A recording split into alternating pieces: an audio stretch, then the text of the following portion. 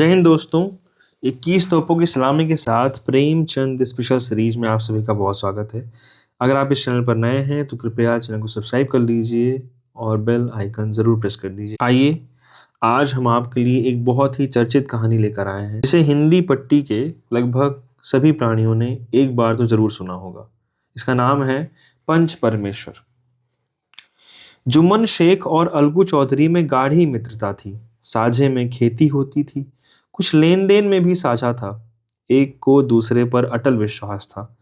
जुम्मन जब हज करने गए थे तब अपना घर अलगू को सौंप गए थे, और अलगू जब कभी बाहर जाते तो जुम्मन पर अपना घर छोड़ देते थे। उनमें ना खान पान का व्यवहार था, ना धर्म का नाता, केवल विचार मिलते थे। मित्रता का मूल मंत्र भी यही है। इस मित्रता का जन्म उसी समय हुआ जब दोनों मित्र बालक ही थे और जुम्मन के पूज्य पिता जुमराती उन्हें शिक्षा प्रदान करते थे। अलगू ने गुरु जी की बहुत सेवा की थी, खूब रकाबियां मांजी, खूब प्याले धोए। उनका हुक्का एक क्षण के लिए भी विश्राम न लेने पाता था, क्योंकि प्रत्येक चिलम अलगू को आधे घंटे तक किताबों से अलग कर देती थी। अलगू के पिता पुराने विचारों के मनुष्य थे। उन्हें शिक्षा की अपेक्षा गुरु की सेवा शुश्रूषा पर अधिक विश्वास था। वह कहते थे कि विद्या पढ़ने से नहीं आती, जो कुछ होता है गुरु के आशीर्वाद से। बस गुरु जी की कृपा दृष्टि चाहिए। अतएव यदि अलगू पर जुमराती शेख के आशीर्वाद अथवा सत्संग का कुछ फल न हुआ तो यह मानकर संतोष कर लेगा कि विद्योपार्जन में उसने यथाशक्ति कोई बात उठा नहीं रखी। विद्या उसके भाग्य में ही न थी तो कैसे आती। मगर जुमराती शेख स्वयं आशीर्वाद के कायल न थे। उन्हें अपने सोटे पर अधिक भरोसा था, और उसी सोटे के प्रताप से आज आस-पास के गांवों में जुम्मन की पूजा होती थी। उनके लिखे हुए रहनामे या बैनामे पर कचहरी का मुहर्रिर भी कलम न उठा सकता था। हल्के का ढाकिया, कांस्टेबल और तहसील का चपरासी सब उनकी कृपा की आकांक्षा करते थे। अतएव अलगू का मान उनके धन के कारण था, तो जुम्मन शेख अपनी अनमोल विद्या से ही सबके आदर पात्र बने थे। जुम्मन शेख की एक बूढ़ी खाला मौसी थी। उसके पास बहुत थोड़ी सी मलकियत थी, परंतु उसके निकट संबंधियों में कोई न था। जुम्मन ने लंबे चौड़े वादे करके वह मिल्कियत अपने नाम लिखवा ली थी। जब तक दान पात्र की रजिस्ट्री न हुई थी तब तक खाला जान का खूब आदर सत्कार किया गया। उन्हें खूब स्वादिष्ट पदार्थ खिलाए गए, हलवे पुलाव की वर्षा सी की गई। पर रजिस्ट्री की मोहर ने इन खातिरदारियों पर भी मानो मुहर लगा दी। जुम्मन की पत्नी करीमन रोटियों के साथ कड़वी बातों के कुछ तेज तीखे सालन भी देने लगी। जुम्मन शेख भी निठुर हो गए। अब बेचारी खाला जान को प्रायः नित्य ही ऐसी बातें सुननी पड़ती थी। बुढ़िया न जाने कब तक जिएगी, तो 3 बीघे ऊसर क्या दे दिया, मानो मोल ले लिया है। बघारी दाल के बिना रोटियां नहीं उतरती। जितना रुपए इसके पेट में झोंक चुके, उतने से तो अब तक गांव मोल ले लेते। कुछ दिन खाला जान ने सुना और सहा, पर जब तक सहा गया तब जुम्मन से शिकायत की। जुम्मन ने स्थानीय कर्मचारी गृह स्वामी के प्रबंध में दखल देना उचित न समझा। कुछ दिन तक और यूं ही रोध होकर काम चलता रहा। अंत में एक दिन खाला ने जुम्मन से कहा, बेटा, तुम्हारे साथ मेरा निर्वाह न होगा। तुम मुझे रुपए दे दिया करो, मैं अपना पका खा लूंगी। जुम्मन ने दृश्यता के साथ उत्तर दिया, रुपए क्या यहाँ फलते हैं? खाला ने नम्रता से कहा, मुझे कुछ रूखा सूखा चाहिए भी कि नहीं? जुम्मन ने गंभीर स्वर में जवाब दिया, तो कोई यह थोड़े ही समझाती है कि तुम मौत से लड़कर आई हो। खाला बिगड़ गई। उन्होंने पंचायत करने की धमकी दी। जुम्मन हंसे, जिस तरह कोई शिकारी हिरन को जाल की तरफ जाते देखकर मन ही मन हंसता है। वह बोले, हाँ हाँ जरूर पंचायत करो, फैसला हो जाए। मुझे भी यह रात दिन की खटपट पसंद नहीं। पंचायत में उसकी किसकी जीत होगी? इस विषय में जुम्मन को कुछ भी संदेह न था। आसपास के गांव में ऐसा कौन था जो उसके अनुग्रहों का ऋणी न हो? ऐसा कौन था जो उसको शत्रु बनाने का साहस कर सके? किसमें इतना बल था जो उसका सामना कर सके? आसमान के फरिश्ते तो पंचायत करने आएंगे नहीं। इसके बाद कई दिन तक बूढ़ी खाला हाथ में एक लकड़ी लिए आसपास गांव में दौड़ती रही। कमर झुका झुका कर कमान हो गई थी। एक एक पल चलना दूभर था, मगर बात आ पड़ी थी।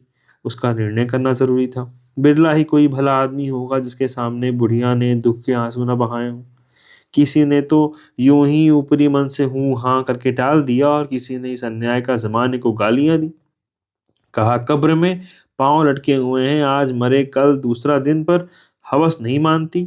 अब तुम्हें क्या चाहिए? रोटी खाओ और अल्लाह का नाम लो। तुम्हें अब खेती बाड़ी में क्या काम है? कुछ ऐसे सज्जन भी थे जिन्हें हास्य रस के रसास्वादन का अच्छा अवसर मिला। झुकी हुई कमर, पोपला मुंह, सन के बाल, अपनी सामग्री एकत्र हो, तब हंसी क्यों ना आए। ऐसे न्यायप्रिय, दयालु, दीन वत्सल पुरुष बहुत कम थे जिन्होंने उस अबला के दुखड़े को गौर से सुना हो और उसको सांत्वना दी हो। चारों ओर से घूम घाम कर बेचारी अलगू चौधरी के पास आई, लाठी पटक दी और दम लेकर बोली, बेटा तुम भी दम भर के लिए मेरी पंचायत में चले आना। अलगू मुझे बुलाकर क्या करोगी?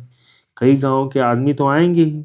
खाला अपनी विपद तो सबके आगे रो आई, अब न जाने आने आने का कौन अख्तियार उनको। अलगू यूं आने को आ जाऊंगा मगर पंचायत में मुंह न खोलूंगा। खाला क्यों बेटा? अलगू अब इसका क्या जवाब दूं? अपनी खुशी, जुम्मन मेरा पुराना मित्र है, उससे बिगाड़ नहीं कर सकता। खाला बेटा क्या बिगाड़ के डर से ईमान की बात न कहोगे? हमारे सोए हुए धर्म ज्ञान की सारी संपत्ति लुट जाए तो उसे खबर नहीं होती, परंतु ललकार सुनकर वह सचेत हो जाता है, फिर उसे कोई जीत नहीं सकता। अलगू इस सवाल का कोई उत्तर न दे सका, पर उसके हृदय में ये शब्द गूंज रहे थे, क्या बिगाड़ के डर से ईमान की बात न कहोगे? संध्या समय एक पेड़ के नीचे पंचायत बैठी।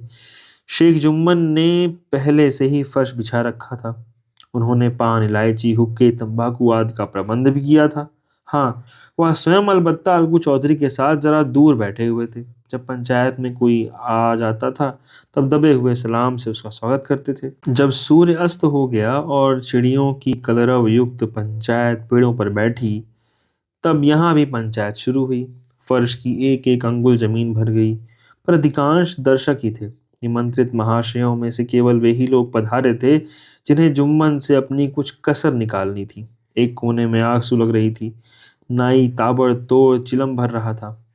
यह निर्णय करना असंभव था कि सुलगते हुए उपलों से अधिक धुआं निकलता था या चिलम के दमों से।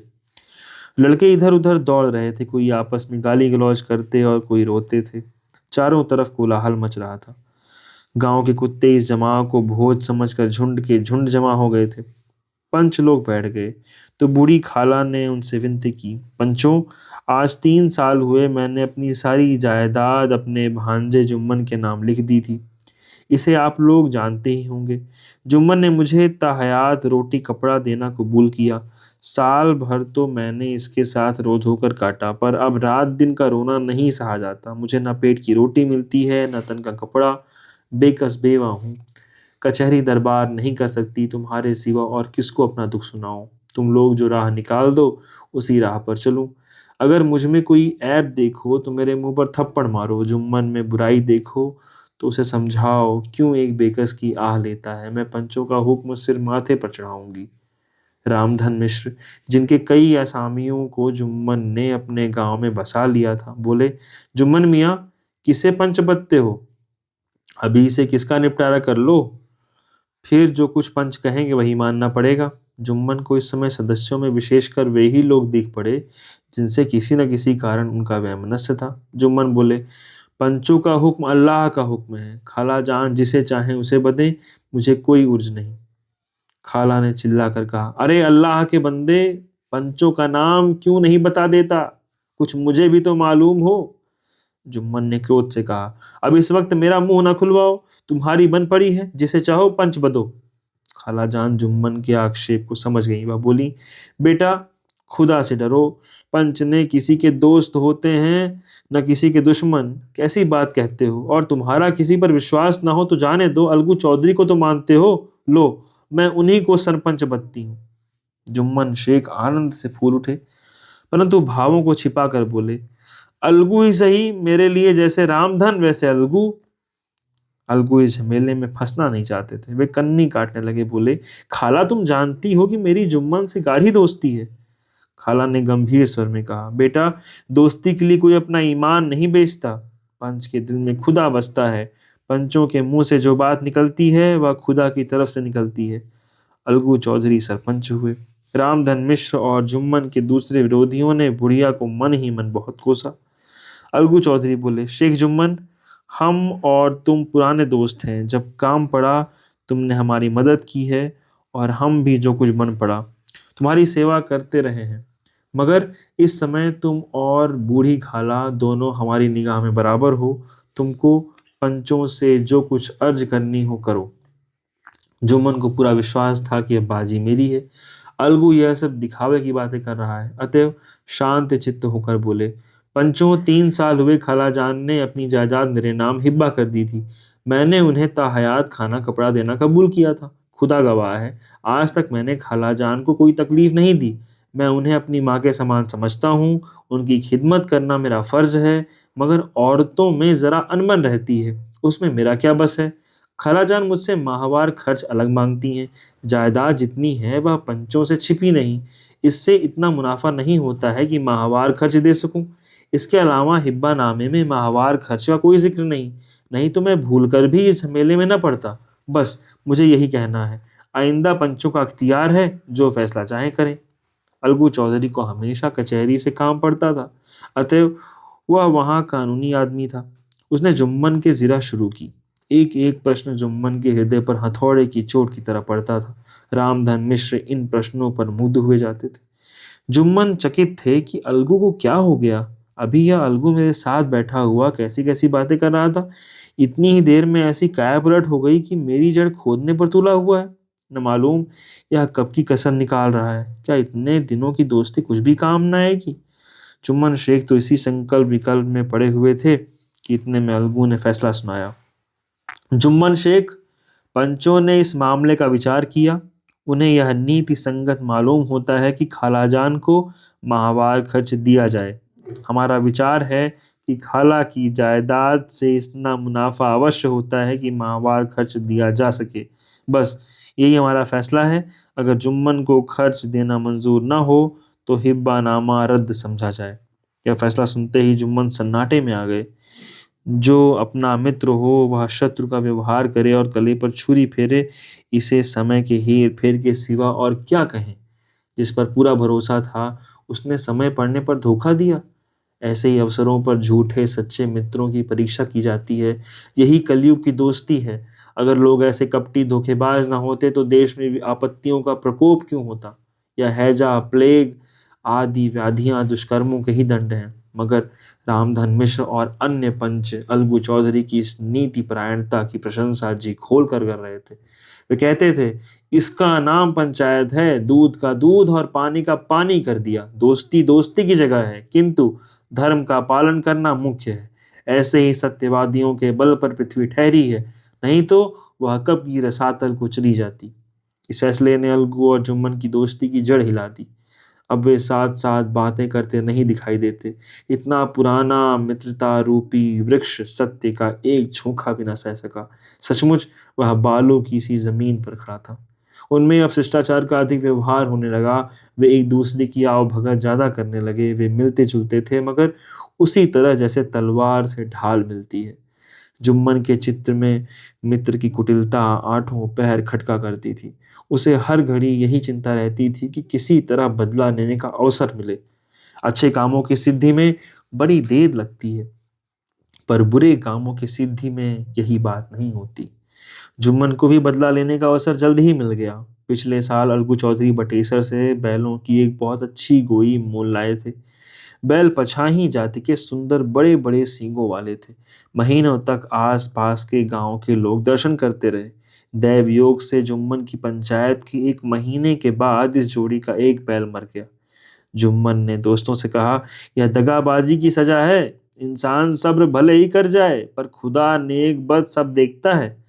अलगू को संदेह हुआ कि जुम्मन ने बैल को विष दिला दिया है। चौधराइन ने भी जुम्मन पर ही इस दुर्घटना का दोषारोपण किया। उसने कहा, जुम्मन ने कुछ कर करा दिया है। चौधराइन और करीमन में इस विषय पर एक दिन खूब ही वाद विवाद हुआ। दोनों देवियों ने शब्द बाहुल्य की नदी बहा दी। व्यंग्य, वक्रोक्ति, अन्योक्ति और उपमा आदि अलंकारों में बातें हुई। जुम्मन ने किसी तरह शांति स्थापित की। उन्होंने अपनी पत्नी को डांट डपट कर समझा दिया। वह उसे उस रणभूमि से हटा भी ले गए। उधर अलगू चौधरी ने समझाने बुझाने का काम अपने तर्कपूर्ण सोटे से लिया। अब अकेला बैल किस काम का? उसका जोड़ बहुत ढूंढा गया पर ना मिला। निदान यह सलाह ठहरी कि इसे बेच डालना चाहिए। गांव में एक समझू साहू थे। वह इक्का गाड़ी हाँकते थे। गांव के गुड़ घी लाद कर मंडी ले जाते, मंडी से तेल नमक भर लाते और गांव में बेचते। इस बैल पर उनका मन लहराया।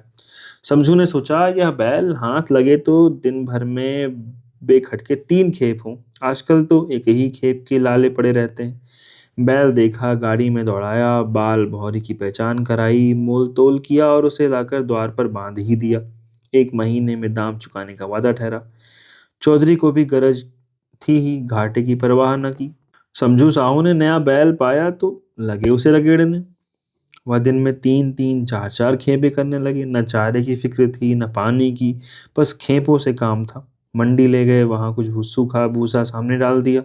बेचारा जानवर अभी दम भी न लेने पाया था कि फिर जोत दिया। अलगू चौधरी के घर था तो चैन की बंशी बजती थी।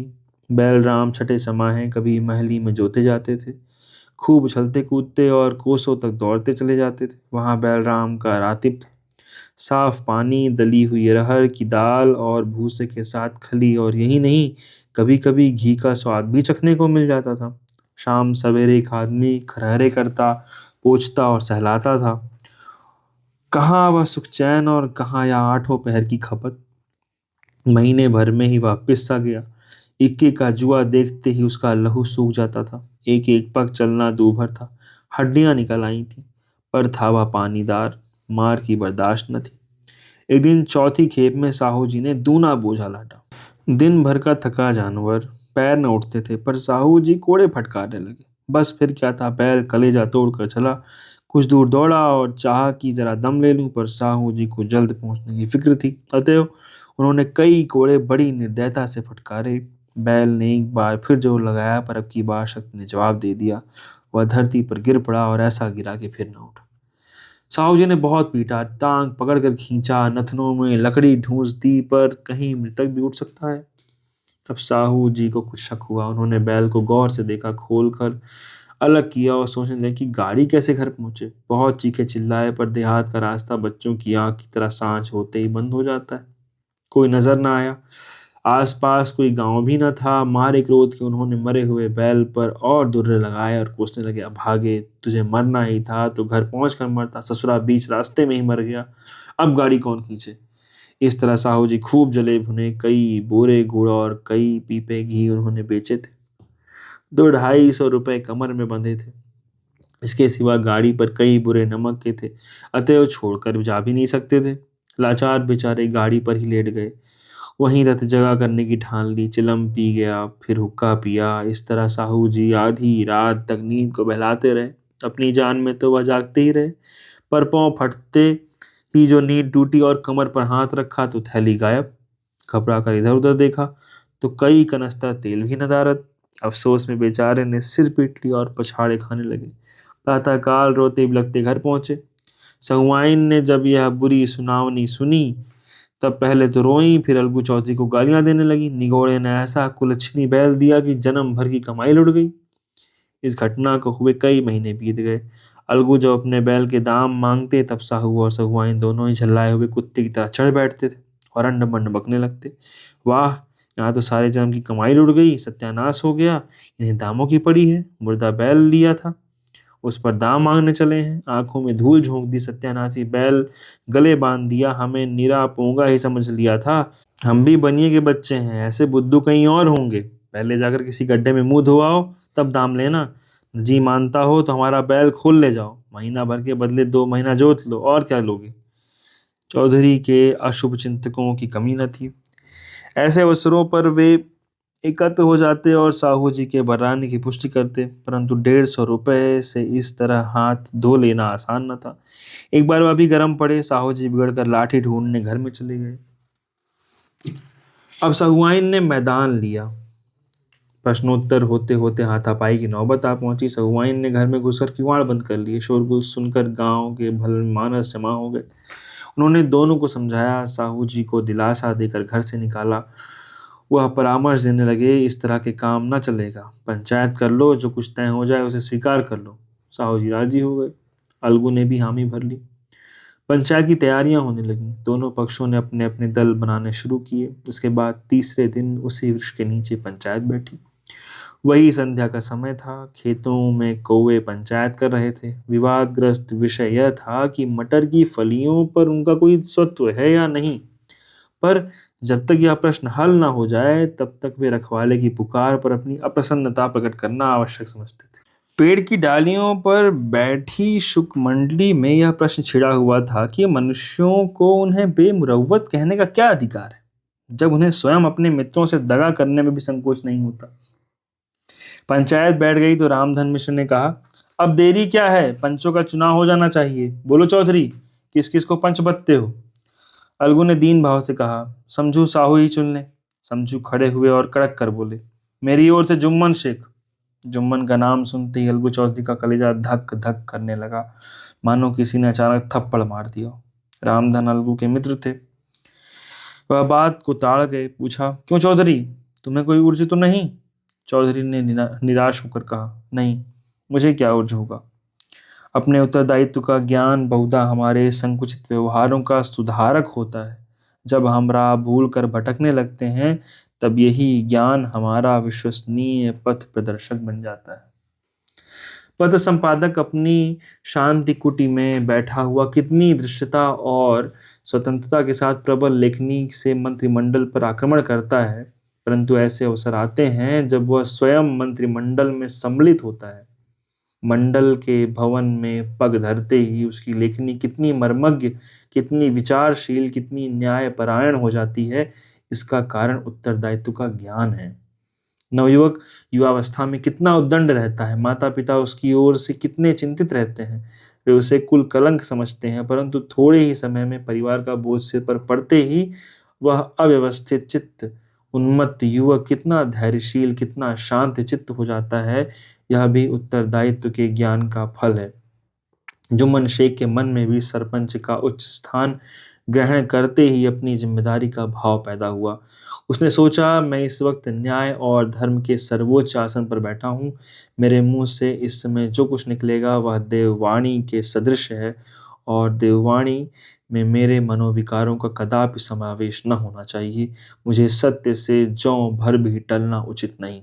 पंचों ने दोनों पक्षों के सवाल जवाब करने शुरू किए। बहुत देर तक दोनों दल अपने अपने पक्ष का समर्थन करते रहे। इस विषय में तो सब सहमत थे कि समझू को बैल का मूल्य देना चाहिए, परंतु दो महाशय इस कारण रियायत करना चाहते थे कि बैल के मर जाने से समझू को हानि हुई। इसके प्रतिकूल दो सभ्य मूल्य के अतिरिक्त समझू को दंड भी देना चाहते थे, जिससे फिर किसी को पशुओं के साथ ऐसी निर्दयता करने का साहस न हो। अंत में जुम्मन ने फैसला सुनाया, अलगू चौधरी और समझू साहू, पंचों ने तुम्हारे मामले पर अच्छी तरह विचार किया। समझू को उचित है कि बैल का पूरा दाम दें। जिस वक्त उन्होंने बैल लिया उसे कोई बीमारी न थी। अगर उसी समय दाम दे दिए जाते तो आज समझू उसे फेर लेने का आग्रह न करता। बैल की मृत्यु केवल इस कारण हुई कि उससे बड़ा कठिन परिश्रम लिया गया और उसके दाने चारे का कोई अच्छा प्रबंध न किया गया। रामधन मिश्र बोले, समझू ने बैल को जानबूझकर मारा है, अतएव उससे दंड लेना चाहिए। जुम्मन बोले, यह दूसरा सवाल है, हमको इससे कोई मतलब नहीं। झगड़ू साहू ने कहा, समझू के साथ कुछ रियायत होनी चाहिए। जुम्मन बोले, यह अलगू चौधरी की इच्छा पर निर्भर है, यह रियायत करें तो उनकी भलमनसी। अलगू चौधरी फूले न समाये, उठ खड़े हुए और जोर से बोले, पंच परमेश्वर की जय हो। इसके साथ ही चारों ओर से प्रतिध्वनि हुई, पंच परमेश्वर की जय। प्रत्येक मनुष्य जुम्मन की नीति को सराहता था। इसे कहते हैं न्याय। यह मनुष्य का काम नहीं, पंच में परमेश्वर वास करते हैं, यह उन्हीं की महिमा है। पंच के सामने खोटे को कौन खरा कह सकता है। थोड़ी देर बाद जुम्मन अलगू के पास आए और उनके गले लिपट कर बोले, भैया, जब से तुमने मेरी पंचायत की तब से मैं तुम्हारा प्राण घातक शत्रु बन गया था, पर आज मुझे ज्ञात हुआ कि पंच के पद पर बैठकर न कोई किसी का दोस्त होता है न दुश्मन। न्याय के सिवा उसे और कुछ नहीं सूझता। आज मुझे विश्वास हो गया कि पंच की जबान से खुदा बोलता है। अलगू रोने लगे। इस पानी से दोनों के दिलों का मैल धुल गया, मित्रता की मुरझाई हुई लता फिर हरी हो गई। बहुत शुक्रिया। यह कहानी अगर आपको पसंद आई हो या आपको अपने बचपन की कोई याद आई हो तो कृपया उसको प्लीज़ कमेंट बॉक्स में साझा करिएगा। बहुत बहुत धन्यवाद। जय हिंद दोस्तों। 21 तोपों की सलामी के साथ प्रेमचंद स्पेशल सीरीज में आप सभी का बहुत स्वागत है। अगर आप इस चैनल पर नए हैं तो कृपया पहले चैनल को सब्सक्राइब कर लीजिए और बेल आइकन ज़रूर प्रेस कर लें। आज हम एक नई कहानी लेकर के आ रहे हैं जिसका नाम है शतरंज के खिलाड़ी। इससे पहले कि हम कहानी शुरू करें, एक आवश्यक सूचना आप सभी के लिए। इसी प्लेटफॉर्म पर बीते कुछ दिनों से हमने एक नए कार्यक्रम की शुरुआत करी है जिसका नाम है इतिहास में आज, जिसमें हम इतिहास जगत की महान घटनाओं और व्यक्तियों के बारे में चर्चा करते हैं। आप सभी कृपया उसका आनंद जरूर लें। आइए शुरू करते हैं। वाजिद अली शाह का समय था।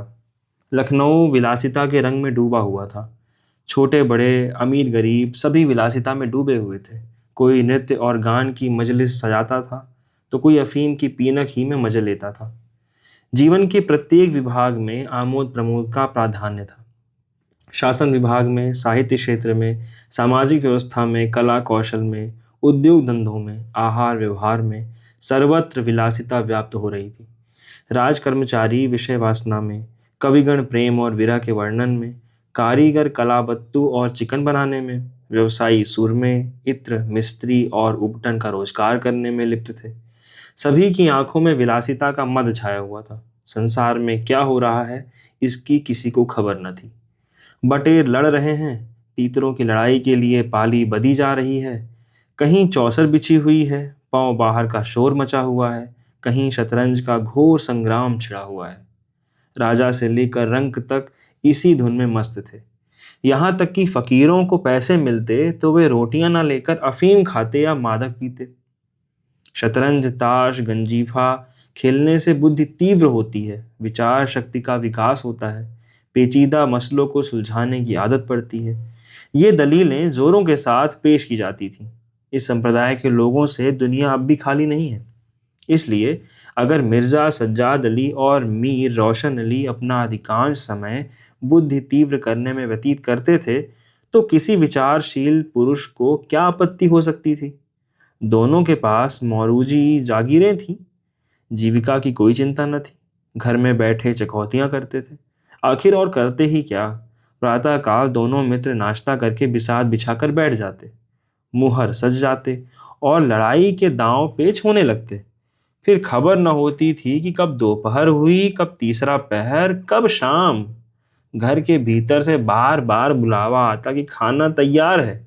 यहाँ से जवाब मिलता, अरे चलो आते हैं, दस्तरखान बिछाओ। यहाँ तक कि बावर्ची विवश होकर कमरे में ही खाना रख जाता था और दोनों मित्र दोनों काम साथ साथ करते थे। मिर्जा सज्जाद अली के घर में कोई बड़ा बूढ़ा न था, इसलिए उन्हीं के दीवान खाने में बाजियां होती थीं। मगर यह बात न थी कि मिर्जा के घर के और लोग उनके इस व्यवहार से खुश हों। घर वालों का तो कहना ही क्या, मोहल्ले वाले, घर के नौकर चाकर तक नित्य द्वेषपूर्ण टिप्पणियां किया करते थे। बड़ा मनहूस खेल है, घर को तबाह कर देता है, खुदा न करे किसी को इसकी चाट पड़े। आदमी दीन दुनिया किसी के काम का नहीं रहता, न घर का न घाट का, बुरा रोग है। यहाँ तक कि मिर्जा की बेगम साहबा को इससे इतना द्वेष था कि अवसर खोज खोज कर पति को लताड़ती रहती, पर इन्हें इसका अवसर मुश्किल से मिलता था। वह सोती रहती थी, तब तक बाजी बिछ जाती थी और रात को जब सो जाती थी तब कहीं मिर्जा जी घर में आते थे। हाँ, नौकरों पर वह अपना गुस्सा उतारती रहती थी। क्या पान मांगे हैं, कह दो आकर ले जाएं। खाने की फुर्सत नहीं है, ले जाकर खाना सिर पर पटक दो, खाएं चाहे कुत्ते को खिलाएं। पर रूबरू वह भी कुछ न कह सकती थी। उनको अपने पति से उतना मलाल न था जितना मीर साहब से था। उन्होंने उनका नाम मीर बिगाड़ू रख दिया था। शायद मिर्जा जी अपनी सफाई देने के लिए सारा इल्जाम मीर साहब के ही सिर थोप देते थे। एक दिन बेगम साहिबा के सिर में दर्द होने लगा। उन्होंने लौंडी से कहा, जाकर मिर्जा साहब को बुला ला, किसी हकीम के यहाँ से दवा लाएं, दौड़ जल्दी। लौंडी गई तो मिर्जा जी ने कहा, चल अभी आते हैं। बेगम साहबा का मिजाज गर्म था। इतनी ताप कहाँ कि उनके सर में दर्द हो और पति शतरंज खेलता रहे। चेहरा सुर्ख हो गया। लौंडी से कहा, जाकर कह अभी चलिए, नहीं तो वह आप ही हकीम के यहाँ चली जाएंगी। मिर्ज़ा जी बड़ी दिलचस्प बाजी खेल रहे थे। 2 ही किश्तों में मीर साहब की मात हुई जाती थी। झुँझला कर बोले, क्या ऐसा दम लबों पर है? ज़रा सब्र नहीं होता? मीर, अरे तो जाकर सुन ही आइए ना, औरतें नाजुक मिजाज हुआ करती हैं। मिर्ज़ा, जी हाँ, चला क्यों ना जाऊँ, 2 किश्तों में आपकी मात होती है। मीर, जनाब इस भरोसे न रहिएगा। वह चाल सोची है कि आपके मुहर धरे रहें और मात हो जाए, पर जाइए सुन आइए, क्यों खामखा उनका दिल दुखाइएगा। मिर्ज़ा, इसी बात पर मात ही करके जाऊंगा। मीर, मैं खेलूंगा ही नहीं, आप जाकर सुनाइए। मिर्ज़ा, अरे यार, जाना पड़ेगा हकीम के यहाँ, सिर दर्द खाक नहीं है, मुझे परेशान करने का बहाना है। मीर, कुछ भी हो, उनकी खातिर तो करनी ही पड़ेगी। मिर्ज़ा, अच्छा, एक चाल और चल लूँ। मीर, हरगिज़ नहीं, जब तक आप सुन न आएंगे मैं मुहर्रे में हाथ ही न लगाऊंगा। मिर्ज़ा साहब मजबूर होकर अंदर गए तो बेगम साहब ने त्योरियों को बदलकर उनके लिए कराते हुए कहा, तुम्हें निगोड़ी शतरंज इतनी प्यारी है, चाहे कोई मर ही जाए पर उठने का नाम नहीं लेते। नौज, कोई तुम जैसा आदमी हो। मिर्ज़ा, क्या कहूँ, मीर साहब मानते ही न थे, बड़ी मुश्किल से पीछा छुड़ा कर आया हूँ। बेगम, क्या जैसे वह खुद निखट्टू हैं वैसे ही सबको समझते हैं? उनके भी तो बाल बच्चे हैं, या सबका सफाया कर डाला? मिर्ज़ा, बड़ा लती आदमी है, जब आ जाता है तब मजबूर होकर मुझे भी खेलना पड़ता है। बेगम, दुत्कार क्यों नहीं देते? मिर्ज़ा, बराबर के आदमी हैं उम्र में, दर्जे में मुझसे 2 अंगुल ऊंचे, मुलाहिजा करना ही पड़ता है। बेगम, तो मैं ही दुत्कार देती हूँ, नाराज हो जाएंगे हो जाए, कौन किसी की रोटियां चला देता है? रानी रूठेंगी अपना सुहाग लेंगी। हरिया, जा बाहर से शतरंज उठा ला। मीर साहब से कहना मियाँ आप ना खेलेंगे, आप तशरीफ ले जाइए। मिर्ज़ा, हाँ हाँ, कहीं ऐसा गजब भी ना करना, जलील करना चाहती हो क्या? ठहर हरिया, कहाँ जाती है? बेगम, जाने क्यों नहीं देते? मेरा ही खून पिए सो उसे रोके। अच्छा, उसे रोका, मुझे रोको तो जानूं। यह कहकर बेगम साहबा झल्लाई हुई दीवान खाने की तरफ चली। मिर्ज़ा बेचारे का रंग उड़ गया। बीवी की मन्नतें करने लगे, खुदा के लिए तुम्हें हज़रत हुसैन की कसम है, मेरी ही मैयत देखे जो उधर जाए। लेकिन बेगम ने एक न मानी, दीवान खाने के द्वार तक गई, पर एकाएक पर पुरुष के सामने जाते हुए पांव बंद से गए। भीतर झांका, संयोग से कमरा खाली था। मीर साहब ने 2-1 मुहरे इधर उधर कर दिए थे और अपनी सफाई जताने के लिए बाहर टहल रहे थे। फिर क्या था, बेगम ने अंदर पहुंचकर बाजी उलट दी। मुहरे कुछ तख्त के नीचे फेंक दिए, कुछ बाहर, और किवाड़ अंदर से बंद करके कुंडी लगा ली। मीर साहब दरवाजे पर ही तो थे, मुहरे बाहर फेंके जाते देखे, चूड़ियों की खनक भी कान में पड़ी। फिर दरवाज़ा बंद हुआ तो समझ गए बेगम साहबा बिगड़ गईं। चुपके से घर की राह ली। मिर्ज़ा ने कहा, तुमने गजब किया। बेगम, अब मीर साहब इधर आए तो खड़े खड़े निकलवा दूंगी, इतनी लौ खुदा से लगाते तो वली हो जाते। आप तो शतरंज खेलें और मैं यहाँ चूल्हे चक्की की फिक्र में सिर खपाऊं। जाते हो हकीम साहब के यहाँ कि मैं भी तामुल है? मिर्ज़ा घर से निकले तो हकीम के घर जाने के बदले मीर साहब के घर पहुंचे और सारा वृत्तांत कहा। मीर साहब बोले, मैंने तो जब मोहरे बाहर आते देखे तभी ताड़ गया, फौरन भागा। बड़ी गुस्सेवार मालूम होती हैं, मगर आपने उन्हें यूँ सिर चढ़ा रखा है, या मुनासिब नहीं। इन्हें इससे क्या मतलब कि आप बाहर क्या करते हैं, घर का इंतज़ाम करना उनका काम है, दूसरी बातों से उन्हें क्या सरोकार। मिर्ज़ा, खैर यह तो बताइए अब कहाँ जमाओ हो? मीर, इसका क्या गम है, इतना बड़ा घर पड़ा हुआ है, बस यहीं जमे। मिर्ज़ा, लेकिन बेगम साहबा को कैसे मनाऊंगा, जब घर पर बैठा रहता था तब तो वह इतना बिगड़ती थी, यहाँ बैठक होगी तो शायद जिंदा न छोड़ेंगी। मीर, अजी बकने भी दीजिए, 2-4 रोज़ में आप ही ठीक हो जाएंगी। हाँ, आप इतना कीजिए कि आज से ज़रा तन जाइए। मीर साहब की बेगम किसी अज्ञात कारण से मीर साहब के घर से दूर रहना ही उपयुक्त समझती थी, इसलिए वह उनके शतरंज प्रेम को कभी आलोचना न करती थी, बल्कि कभी कभी मीर साहब को देर हो जाती तो याद दिला देती थी। इन कारणों से मीर साहब को भ्रम हो गया था कि मेरी स्त्री अत्यंत विनयशील और गंभीर है। लेकिन जब दीवान खाने में बिसात बिछने लगी तो मीर साहब दिन भर घर में रहने लगे, तो बेगम साहबा को बड़ा कष्ट होने लगा, उनकी स्वाधीनता में बाधा पड़ गई।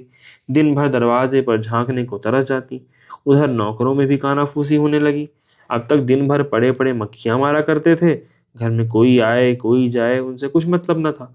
अब 8 पहर की धौंस हो गई, कभी पान लाने का हुक्म होता, कभी मिठाई का, और हुक्का तो किसी प्रेमी के हृदय की भांति नित्य जलता ही रहता। वे बेगम साहबा से जा जाकर कहते, हुजूर, मियाँ की शतरंज तो हमारे जी का जंजाल हो गई। दिन भर दौड़ते दौड़ते पैरों में छाले पड़ गए। यह भी कोई खेल है कि सुबह को बैठे तो शाम कर दी। घड़ी याद घड़ी दिल बहलाव के लिए खेल खेलना बहुत है। खैर, हमें तो कोई शिकायत नहीं, हुजूर के गुलाम हैं, जो हुक्म होगा बजा ही लाएंगे। मगर यह खेल मनहूस है, इसका खेलने वाला कभी पनपता नहीं। घर पर कोई न कोई आफत जरूर आती है। यहाँ तक कि एक के पीछे मोहल्ले के मोहल्ले तबाह होते देखे हैं। सारे मोहल्ले में यही चर्चा होती रहती है, हुजूर का नमक खाते हैं। अपने आका की बुराई सुन सुनकर रंज होता है, मगर क्या करें।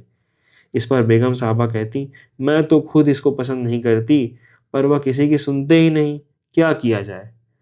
मोहल्ले में भी दो चार पुराने जमाने के लोग थे, आपस में भांति भांति के मंगल की कल्पनाएं करने लगे। अब खैरियत नहीं, जब हमारे रईसों का यह हाल है तो मुल्क का खुदा ही हाफिज है। यह बादशाह शतरंज के हाथों तबाह होगी, आसार बुरे हैं। राज्य में हाहाकार मचा हुआ था, प्रजा दिन दहाड़े लूटी जाती थी, कोई फरियाद सुनने वाला न था। देहातों की सारी दौलत लखनऊ में खिंची आती थी और वह वेश्याओं में, भांडों में और विलासिता के अन्य अंगों की पूर्ति में उड़ जाती थी। अंग्रेज कंपनी का ऋण दिन दिन बढ़ता जाता था। कमली दिन दिन भीग भीग कर भारी होती जाती थी। देश में सुव्यवस्था न होने के कारण वार्षिक भी वसूल न होता था। रेजिडेंट बार बार चेतावनी देता था, पर यहाँ तो लोग विलासिता के नशे में चूर थे, किसी के कानों में जूं न रेंगती थी।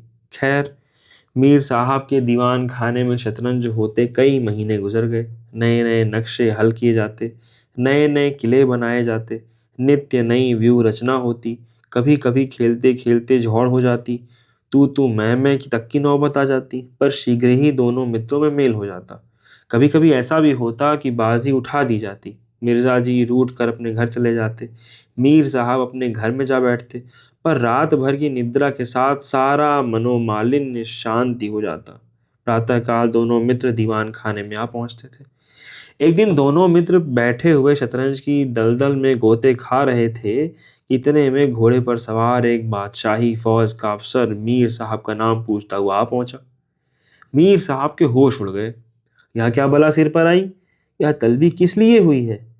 अब खैरियत नहीं नजर आती। घर के दरवाजे बंद कर दिए, नौकरों से बोले, कह दो घर में नहीं है। सवार, घर में नहीं तो कहाँ है। नौकर, या मैं नहीं जानता, क्या काम है। सवार, क्या तुझे क्या काम बताऊंगा, हुजूर में तलबी है, शायद फौज के लिए कुछ सिपाही मांगे गए हैं। जागीरदार है कि दिल लगी, मोर्चे पर जाना पड़ेगा तो आटे दाल का भाव मालूम हो जाएगा। नौकर, अच्छा तो जाइए, कह दिया जाएगा। सवार, कहने की बात नहीं है, मैं कल खुद आऊंगा, साथ ले जाने का हुक्म हुआ है। सवार चला गया। मीर साहब की आत्मा कांप उठी। मिर्जा जी से बोले, कहिए जनाब, अब क्या होगा। मिर्जा, बड़ी मुसीबत है, कहीं मेरी तलबी भी ना हो। मीर, कमबख्त कल फिर आने को कह गया है। मिर्जा, आफत है और क्या, किसी मोर्चे पर जाना पड़ा तो बेमौत मरे। मीर, बस यही एक तदबीर है कि घर में मिलो कि नहीं। कल से गोमती पर कहीं वीराने में नक्शा जमे, वहां किसे खबर होगी, हजरत आकर आप लौट जाएंगे। मिर्जा, वल्लाह आपको खूब सूझी, इसके सिवाय और कोई तदबीर ही नहीं है। इधर मीर साहब की बेगम उधर सवार से कह रही थी, तुमने खूब धता बताया। उसने जवाब दिया, ऐसे गांवदियों की भी चुटकियों में नचाता हूँ। इनकी सारी अक्ल और हिम्मत तो शतरंज ने चूर ली, अब भूलकर भी घर न रहेंगे। दूसरे दिन से दोनों मित्र मुंधेरे घर से निकल खड़े होते, बगल में एक छोटी सी दरी दबाए, डिब्बे में गिलौरियां भरे, गोमती पार की एक पुरानी वीरान मस्जिद में चले जाते, जिसे शायद नवाब आसिफुद्दौला ने बनवाया था। रास्ते में तंबाकू, चिलम और मदरिया ले लेते और मस्जिद में पहुंच दरी बिछा हुक्का भरकर शतरंज खेलने बैठ जाते थे। फिर उन्हें दीन दुनिया की फिक्र न रहती थी। किश्त, शह आदि दो एक शब्दों के सिवा उनके मुंह से और कोई वाक्य नहीं निकलता था। कोई योगी भी समाधि में इतना एकाग्र न होता होगा। दोपहर को जब भूख मालूम होती तो दोनों मित्र किसी नानबाई की दुकान पर जाकर खाना खाते और एक चिलम हुक्का पीकर फिर संग्राम क्षेत्र में डट जाते। कभी कभी तो उन्हें भोजन का भी ख्याल न रहता था। इधर देश की राजनीतिक दशा भयंकर होती जा रही थी। कंपनी की फौजें लखनऊ की तरफ बढ़ी चली आती थी। शहर में हलचल मची हुई थी। लोग बाल बच्चों को लेकर देहातों में भाग रहे थे। पर हमारे दोनों खिलाड़ियों को इसकी जरा भी फिक्र न थी। वे घर से आते तो गलियों में होकर, डर था कहीं किसी बादशाही मुलाजिम की निगाह न पड़ जाए, जो बेकार में पकड़ जाए। हजारों रुपए सालाना की जागीर मुफ्त ही हजम करना चाहते थे। एक दिन दोनों मित्र मस्जिद से खंडहर में बैठे हुए शतरंज खेल रहे थे। मिर्जा की बाजी कुछ कमजोर थी। मीर साहब उन्हें किश्त पर किश्त दिए जा रहे थे। इतने में कंपनी के सैनिक आते हुए दिखाई दिए। वह गोरों की फौज थी, जो लखनऊ पर अधिकार जमाने के लिए आ रही थी। मीर साहब बोले, अंग्रेजी फौज आ रही है, खुदा खैर करे। मिर्जा, आने दीजिए, किश्त बचाइए, लो यह किश्त। मीर, जरा देखना चाहिए, यहीं आड़ में खड़े हो जाएं। मिर्जा, देख लीजिएगा, जल्दी क्या है, फिर किश्त। मीर, तोपखाना भी है, कोई 5,000 आदमी होंगे, कैसे कैसे जवान हैं, लाल बंदरों के से मुंह हैं, सूरत देखकर खौफ मालूम होता है। मिर्जा, जनाब हीले ना कीजिए, ये चकमे किसी और को दीजिएगा, यह किश्त। मीर, आप भी अजीब आदमी हैं, यहाँ तो शहर पर आफत आई हुई है और आपको किस्त की सूझी है। कुछ इसकी भी खबर है कि शहर घिर गया तो घर कैसे चलेंगे। मिर्जा, जब घर चलने का वक्त आएगा तो देखा जाएगा भाई, यह किश्त। अब बस की शह में मात है। फौज निकल गई। 10 बजे का समय था। फिर बाजी बिछ गई। मिर्जा बोले, आज खाने की कैसे ठहरेगी। मीर, अजी आज तो रोजा है, क्या आपको ज्यादा भूख मालूम होती है। मिर्जा, जी नहीं, शहर में न जाने क्या हो रहा है। मीर, शहर में कुछ ना हो रहा होगा, लोग खाना खा खाकर आराम से सो रहे होंगे। हुजूर, नवाब साहब भी ऐशगाह में होंगे। दोनों सज्जन फिर से खेलने बैठे। 2-3 बज गए। अब की मिर्जा जी की बाजी कमजोर थी।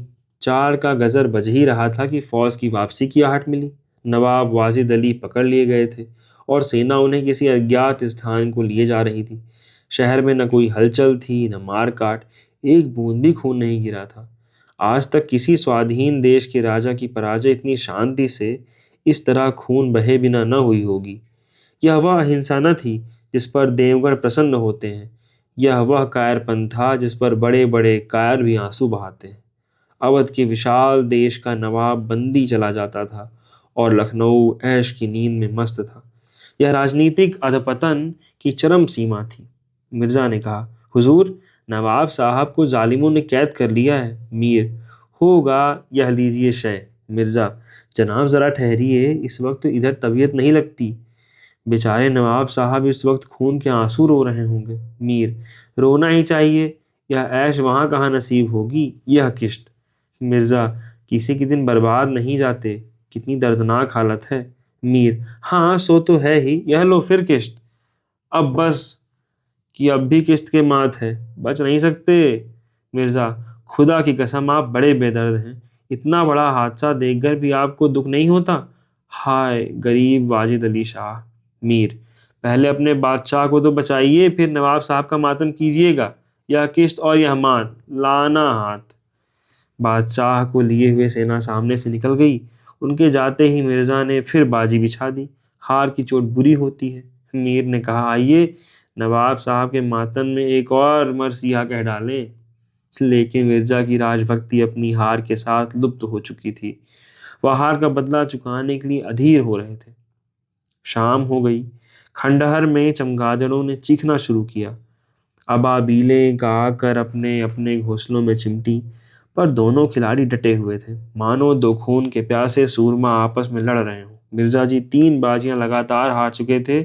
इस चौथी बाजी का रंग भी अच्छा न था। वह बार बार जीतने का दृढ़ निश्चय करके संभल कर खेलते थे, लेकिन एक ना एक चाल ऐसी बेढब आ पड़ती थी जिससे बाजी खराब हो जाती थी।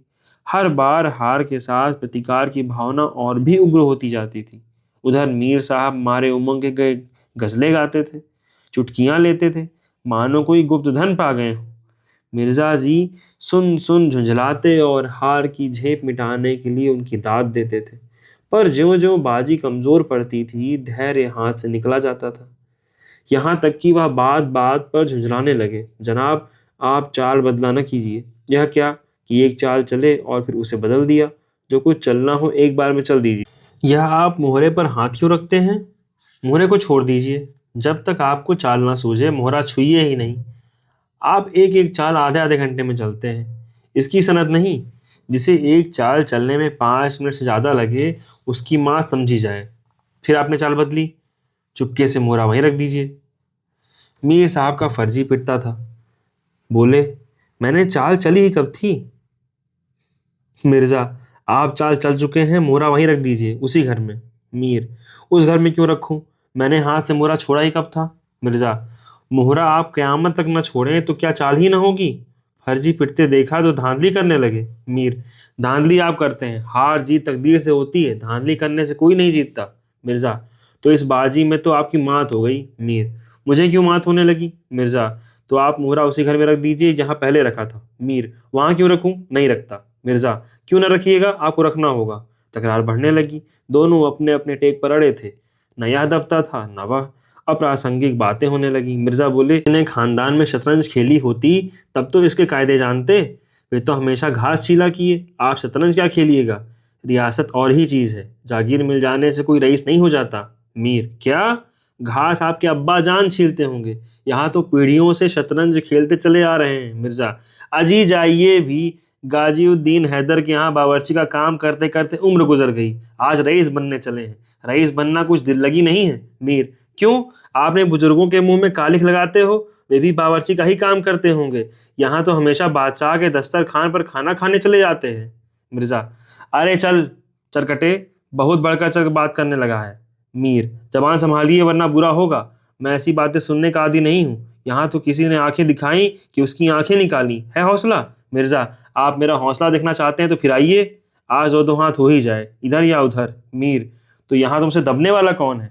दोनों दोस्तों ने कमर से तलवारें निकाल ली। नवाबी जमाना था, सभी तलवार, पेशकब्ज, कटार वगैरह बांधते थे। दोनों विलासी थे पर कायर न थे। उनमें राजनीतिक भावों का अधपतन हो गया था। बादशाह के लिए, बादशाहत के लिए कौन मरे, क्यों मरे, पर व्यक्तिगत वीरता का भाव न था। दोनों ने पैंतरे बदले, तलवारें चमकी, छपाछप की आवाजें आईं, दोनों जख्म खाकर गिरे और दोनों ने वहीं तड़प तड़प कर जान दे दी। अपने बादशाह के लिए जिनकी आंखों से एक बूंद आंसू न निकला, उन्हीं दोनों प्राणियों ने शतरंज के वजीर की रक्षा में प्राण दे दिए। अंधेरा हो चला गया, बाजी बिछी हुई थी। दोनों बादशाह अपने अपने सिंहासनों पर बैठे हुए मानो इन दोनों वीरों की मृत्यु पर रो रहे थे। चारों तरफ सन्नाटा छाया हुआ था। खंडहर की टूटी हुई मेहराबें, गिरी हुई दीवारें और धूल धूसरित मीनारें इन लाशों को देखती और सिर धुनती थी। बहुत शुक्रिया। यह कहानी यहीं समाप्त होती है। अगर यह कहानी आपको पसंद आई हो तो कृपया इसको लोगों से साझा कीजिए और चैनल को सब्सक्राइब ज़रूर कर लीजिएगा। बहुत धन्यवाद। हम कल फिर हाजिर होंगे आपके लिए एक नई कहानी लेकर। शुक्रिया। मैं हूं आपकी दोस्त वर्षा। आशा करती हूं आप सभी बहुत अच्छे से होंगे। एक बार आपका फिर से स्वागत करती हूं प्रेमचंद सेगमेंट में एक नई कहानी के साथ। आज हम जिस कहानी का पाठ करेंगे उसका नाम है आभूषण। अगर आप हमारे चैनल पर नए हैं तो हमारे चैनल को सब्सक्राइब करना, हमारी वीडियोस को लाइक करना और शेयर करना बिल्कुल ना भूलें। तो चलिए चलते हैं अपनी अगली कहानी की ओर। आभूषणों की निंदा करना हमारा उद्देश्य नहीं है। हम असहयोग का उत्पीड़न सह सकते हैं पर ललनाओं के निर्दय घातक वाकबाणों को नहीं ओढ़ सकते। तो भी इतना अवश्य कहेंगे कि इस तृष्णा की पूर्ति के लिए जितना त्याग किया जाता है उसका सदुपयोग करने से महान पद प्राप्त हो सकता है। यद्यपि हमने किसी रूपहीन महिला को आभूषणों की सजावट से रूपवती होते नहीं देखा, तथापि हम यह भी मान लेते हैं कि रूप के लिए आभूषणों की उतनी ही जरूरत है जितनी घर के लिए दीपक की। शारीरिक शोभा के लिए हम तन को कितना मलिन, चित्त को कितना अशांत और आत्मा को कितना कलुषित बना लेते हैं, इसका हमें कदाचित ज्ञान ही नहीं होता। इस दीपक की ज्योति में आंखें धुंधली हो जाती हैं। यह चमक दमक कितनी ईर्ष्या, कितना द्वेष, कितनी प्रतिस्पर्धा, कितनी दुश्चिंता और कितनी दुराशा का कारण है, इसकी केवल कल्पना से ही रोंगटे खड़े हो जाते हैं। इन्हें भूषण नहीं, दूषण कहना अधिक उपयुक्त है। नहीं तो यह कब हो सकता है कि कोई नववधु पति के घर आने के तीसरे दिन अपने पति से कहती कि मेरे पिता ने तुम्हारे पल्ले बांधकर मुझे तो कुएं में ढकेल दिया। सुशीला आज अपने गांव के तालुकेदार कुंवर सुरेश सिंह की नवविवाहिता वधू को देखने गई थी। उसके सामने ही वह मंत्रमुग्ध सी हो गई। बहू के रूप लावण्य पर नहीं, उसके आभूषणों की जगमगाहट पर उसकी टकटकी लगी रही। वह जब से घर लौट कर आई उसकी छाती पर सांप लौटता रहा। अंत में ज्यों ही उसका पति आया वह उस पर बरस पड़ी और दिल में भरा हुआ गुबार पूर्वोक्त शब्दों में निकल पड़ा। शीतला के पति का नाम विमल सिंह था। उनके पुरखे किसी जमाने में इलाकेदार थे।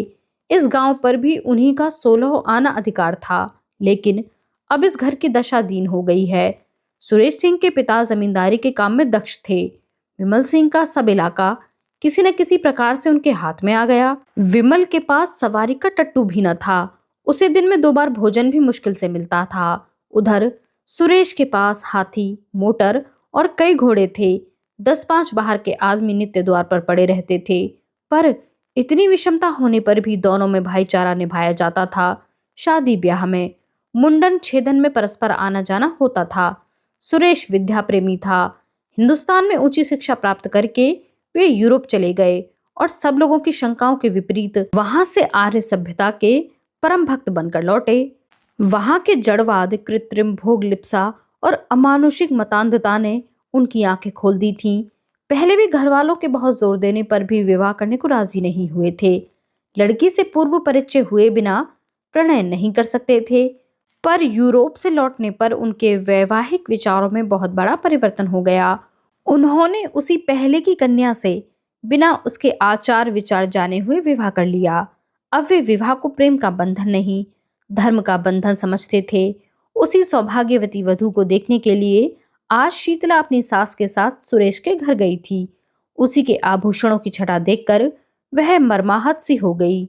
विमल ने व्यथित होकर कहा, तो माता पिता से कहा होता, सुरेश से ब्याह कर देते, वे तुम्हें गहनों से लाद सकते थे।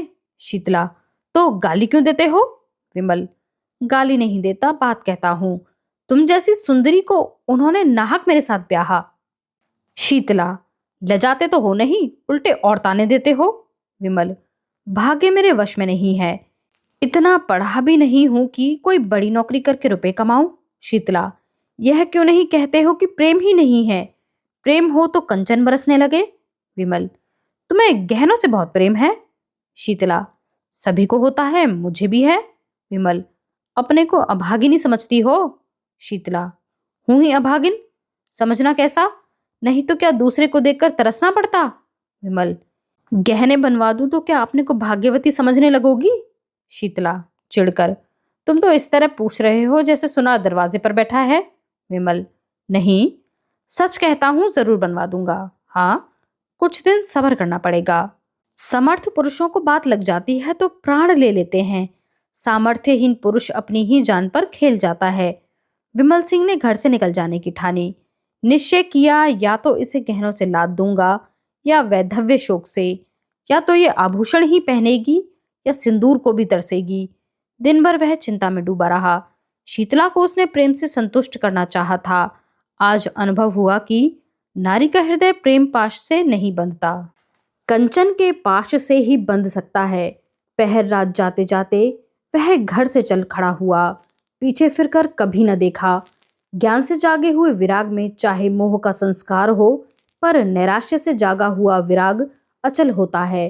प्रकाश में इधर की वस्तुओं को देखकर मन विचलित हो सकता है, पर अंधकार में किसका साहस है जो लीक से जौ भर हट सके?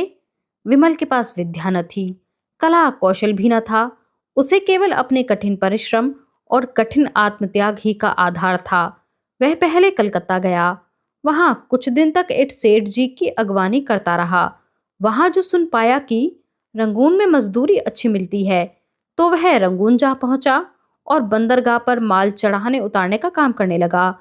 कुछ तो कठिन परिश्रम, कुछ खाने पीने के असंयम और कुछ जलवायु की खराबी के कारण वह बीमार हो गया। शरीर दुर्बल हो गया और मुख की कांति जाती रही। फिर भी उससे ज्यादा मेहनती मजदूर बंदरगाह पर कोई दूसरा न था। और मजदूर थे, पर यह मजदूर तपस्वी था। मन में जो कुछ ठान लिया था उसे पूरा करना उसके जीवन का एकमात्र उद्देश्य था। उसने घर पर अपना कोई समाचार न भेजा। अपने मन से तर्क किया, घर में मेरा कौन हितू है? गहनों के सामने मुझे कौन पूछता है? उसकी बुद्धि यह रहस्य समझने में असमर्थ थी कि आभूषणों की लालसा रहने पर भी प्रणय का पालन किया जा सकता है। और मजदूर प्रातःकाल सेरो मिठाई खाकर जलपान करते थे। दिन भर दम दम भर पर गांजे, चरस और तंबाकू के दम लगाते थे। अवकाश पाते तो बाजार की सैर करते थे। कितनों ही को शराब का भी शौक था। पैसों के बदले रुपए कमाते थे तो पैसों की जगह रुपए खर्च भी कर डालते थे।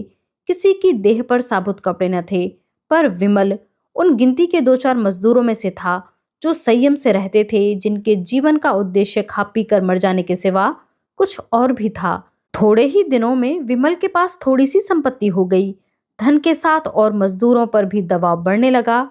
यह प्राय सभी जानते थे कि विमल जाति का कुलीन ठाकुर है।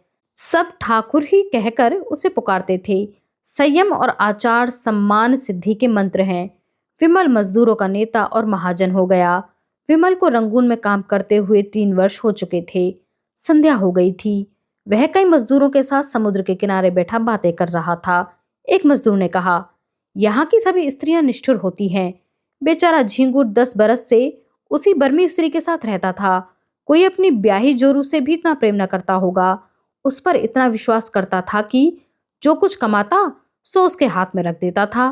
3 लड़के थे। अभी कल तक दोनों साथ साथ खाकर लेटे थे। न कोई लड़ाई, न बात, न चीत। रात को औरत न जाने कहाँ चली गई, लड़कों को छोड़ गई।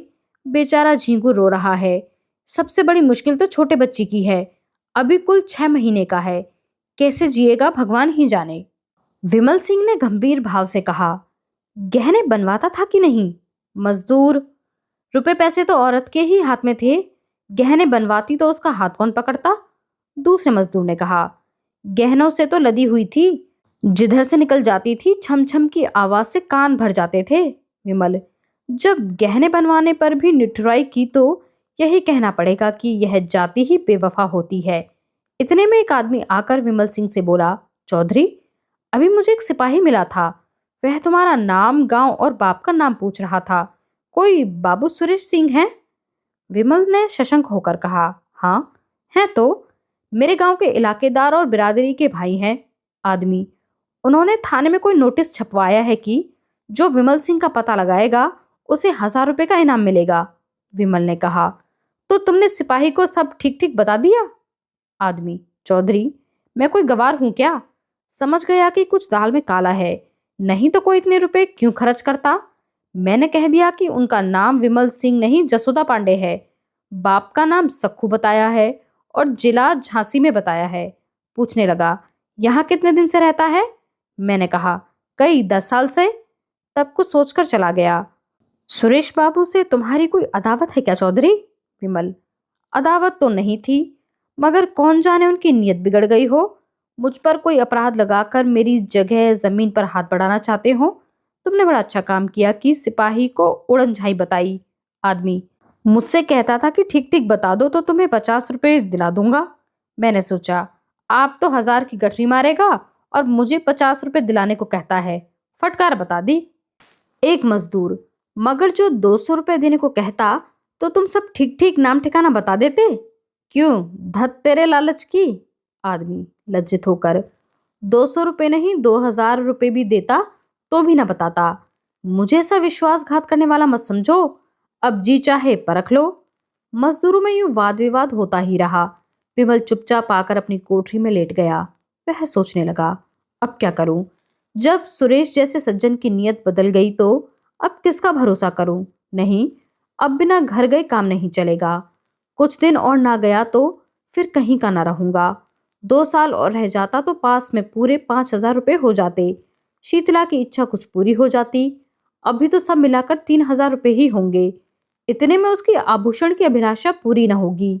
खैर, अभी चलूं, 6 महीने में फिर लौट आऊंगा। अपनी जायदाद तो बच जाएगी। नहीं, 6 महीने तक रहने का क्या है, आने जाने का 1 महीना लग जाएगा। घर में 15 दिन से ज्यादा न रहूंगा। वहां कौन पूछता है, आऊं या रहूं, मरूं या जीऊं, वहां तो गहनों से प्रेम है। इस तरह मन में निश्चय करके वह दूसरे दिन रंगून से चल पड़ा। संसार कहता है कि गुण के सामने रूप की कोई हस्ती नहीं है। हमारे नीति शास्त्र के आचार्यों का भी यही कथन है, पर वास्तव में यह कितना भ्रममूलक है। कुंवर सुरेश सिंह की नववधु मंगला कुमारी गृह कार्य में निपुण, पति के इशारे पर प्राण देने वाली, अत्यंत विचारशीला, मधुर भाषिणी और धर्मभीरु स्त्री थी, पर सौंदर्य विहीन होने के कारण पति की आंखों में कांटे के सामने खटकती थी। सुरेश सिंह बात बात पर उस पर झुंझलाते, पर घड़ी भर में पश्चाताप के वशीभूत होकर उससे क्षमा मांगते, किंतु दूसरे ही दिन वही कुत्सित व्यापार शुरू हो जाता। विपत्ति यही थी कि उनके आचरण अन्य रईसों की भांति भ्रष्ट न थे। वे दाम्पत्य जीवन में ही आनंद, सुख, शांति, विश्वास, प्राय सभी ऐहिक और पारमार्थिक उद्देश्य पूरा करना चाहते थे। सुरेश सिंह को दाम्पत्य सुख से वंचित होकर अपना समस्त जीवन नीरस और स्वादहीन और कुंठित जान पड़ता था। फल यह हुआ कि मंगला को अपने ऊपर विश्वास न रहा। वह अपने मन से कोई काम करते हुए डरती कि स्वामी नाराज होंगे। स्वामी को खुश रखने के लिए अपनी भूलों को छिपाती, बहाने करती, झूठ बोलती, नौकरों को अपराध लगाकर आत्मरक्षा करना चाहती। पति को प्रसन्न रखने के लिए उसने अपने गुणों और अपनी आत्मा की अवहेलना की, पर उठने के बदले वह पति की नजरों से ही गिरती चली गई। नित्य नए श्रृंगार करती, पर लक्ष्य से दूर होती जाती थी। पति की एक मधुर मुस्कान के लिए, उनके अधरों के एक मीठे शब्द के लिए मंगला का प्यासा हृदय तड़प तड़प कर रह जाता था। लावण्य विहीन स्त्री वह भिक्षुक नहीं है जो अंजुलि भर आटे से संतुष्ट हो जाए। वह भी पति का संपूर्ण अखंड प्रेम चाहती है, और कदाचित सुंदरियों से अधिक, क्योंकि वह इसके लिए असाधारण प्रयत्न और अनुष्ठान करती है। मंगला इस प्रयत्न में निष्फल होकर और भी संतप्त होती थी। धीरे धीरे पति पर से उसकी श्रद्धा उठने लगी। उसने तर्क किया कि ऐसे क्रूर, हृदय शून्य और कल्पनाहीन मनुष्य से मैं भी उसी का सा व्यवहार करूंगी। जो पुरुष रूप का भक्त है वह प्रेम भक्ति के योग्य नहीं है। इस प्रत्याघात ने समस्या को और भी जटिल कर दिया। मगर मंगला का केवल अपनी रूपहीनता का ही रोना न था। शीतला का अनुपम रूप लालित्य भी उसकी कामनाओं का बाधक था, बल्कि यह उसकी आशालताओं पर भी पड़ने वाला तुषार था। मंगला सुंदरी ना सही, पर पति पर जान देती थी। जो अपने को चाहे उससे हम विमुख नहीं हो सकते। प्रेम की शक्ति अपार है, पर शीतला की मूर्ति सुरेश के हृदय द्वार पर बैठी हुई मंगला को अंदर न जाने देती थी। चाहे वह कितना ही वेश बदल कर आए, सुरेश इस मूर्ति को हटाने की चेष्टा करते थे, उसे बलात् निकाल देना चाहते थे, किंतु सौंदर्य का आधिपत्य धन के आधिपत्य से कम दुर्निवार नहीं होता। शीतला जिस दिन इस घर में मंगला का मुख देखने आई थी, उसी दिन सुरेश की आंखों ने उसकी मनोहर छवि की एक झलक देख ली थी।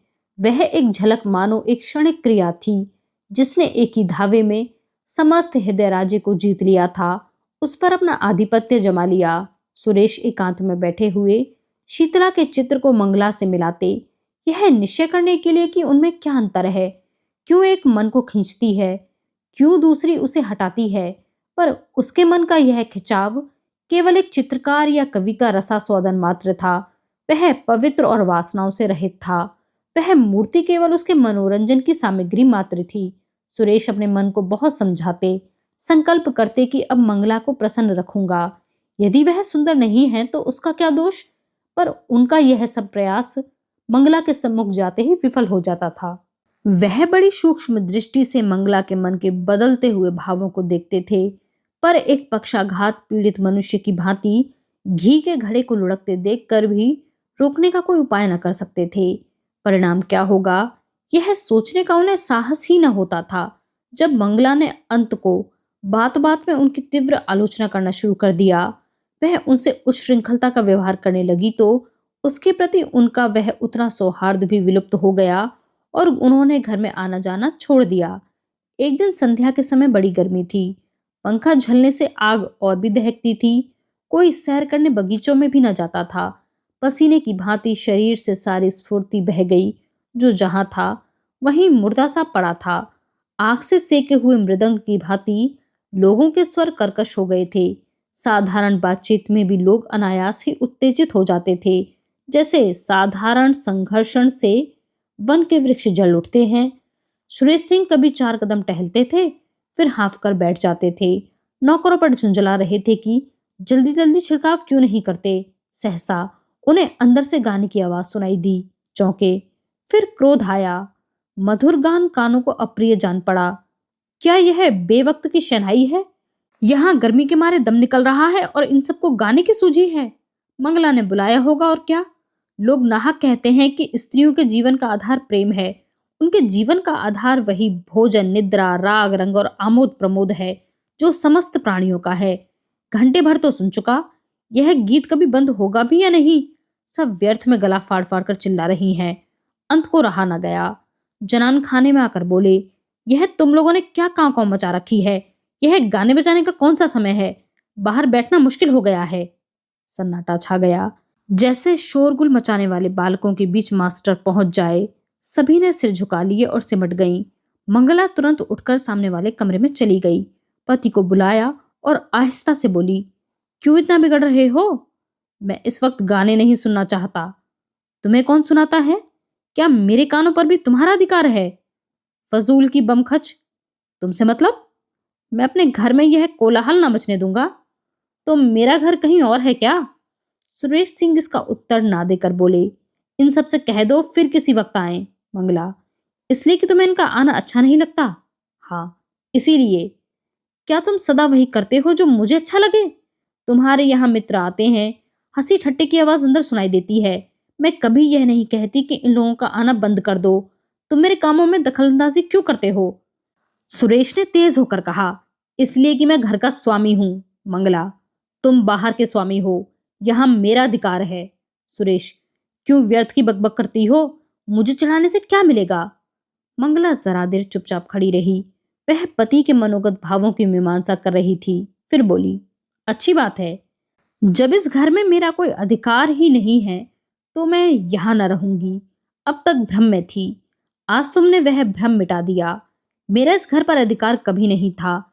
जिस स्त्री का पति के हृदय पर अधिकार नहीं, उसका उसकी संपत्ति पर भी कोई अधिकार नहीं हो सकता।